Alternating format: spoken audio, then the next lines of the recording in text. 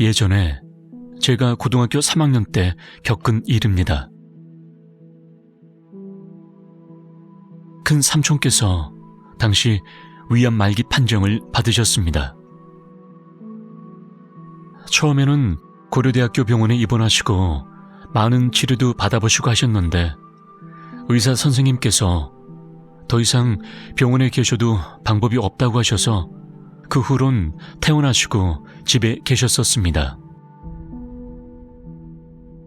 삼촌께서는 이혼하신 후에 어느 아주머니와 함께 살고 계셨는데 그 아주머니께서 참 독했습니다. 사람이 아픈데 삼촌 돈을 가지고 놀러 다니고 간호도 하지 않았습니다. 나중에 친척분께서 찾아가 보시니까 죽이라고 끓여놓은 냄비에는 상한 지 오래돼서 벌레들이 드글드글 했다고 합니다. 삼촌은 그걸 아시면서도 당신이 사랑하는 사람이라 그런지 애써 모른 척 하셨던 것 같았습니다. 그때 상황을 지금 다시 생각해봐도 가슴이 먹먹해집니다.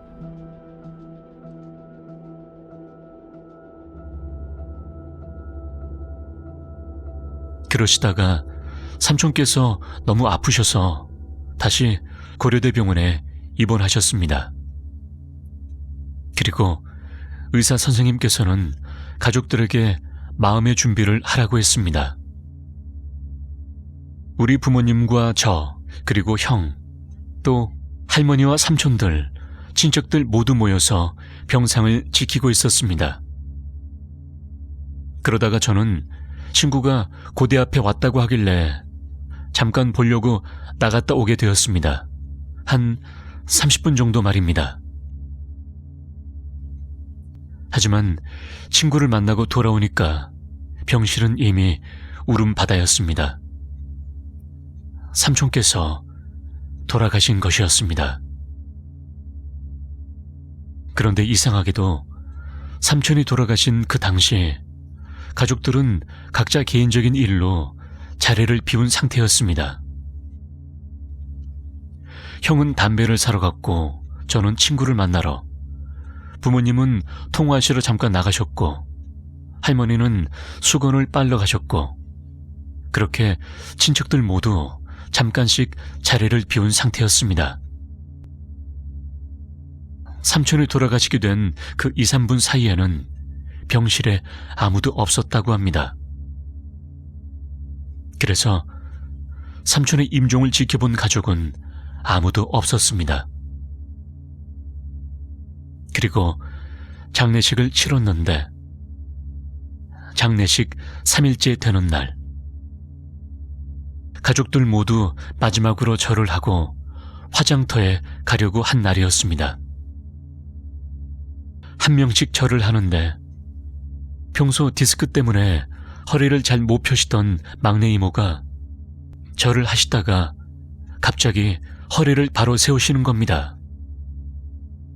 그런데 그 모습이 자신의 의지가 아니라 마치 누군가 뒤에서 머리채를 잡아당겨서 허리가 휘어지는 것 같았습니다. 우리 모두 막내 이모의 허리 상태를 알고 있었기 때문에 깜짝 놀랐는데 더 놀라운 일이 생겼습니다. 갑자기 이모께서 코피를 줄줄 흘리시더니 피를 줄줄 흘리시면서 바닥을 정신없이 기어다니시는 것이었습니다. 그로테스크한 상황에 모두들 아무 말도 못하고 굳어 있었습니다.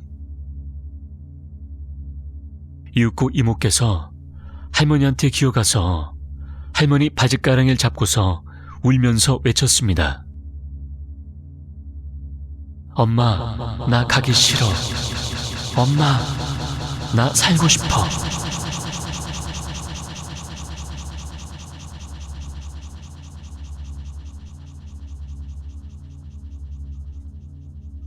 라고 말입니다. 그 목소리를 듣는 순간 전신에 소름이 쫙 끼쳤습니다. 이모의 목소리가 아닌 가래가 낀 듯한 이상한 목소리였습니다. 저희 엄마는 깜짝 놀라서 임신 중이었던 친척분을 얼른 다른 곳으로 데리고 갔습니다. 그리고 할머니는 그 모습을 보자 눈물을 터뜨리시고 이모도 마구 울면서 말했습니다. 엄마, 나 가기 싫어. 엄마, 나 살고 싶어.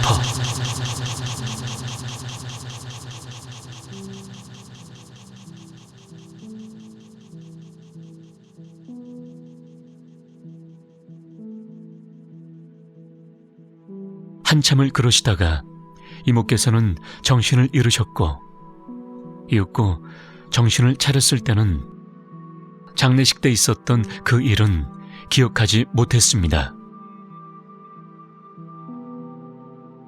그리고 저희 모두는 한동안 그 충격에서 헤어나오질 못했습니다.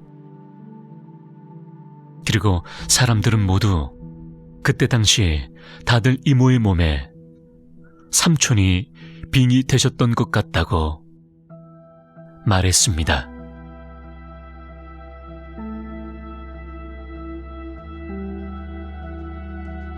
엄마, 나 가기 싫어. 엄마, 나 살고 싶어. 엄마, 나 가기 싫어. 엄마, 나 살고 싶어. 엄마, 나 가기 싫어. 엄마, 나 살고 싶어. 엄마, 나 가기 싫어. 엄마, 나 살고 싶어.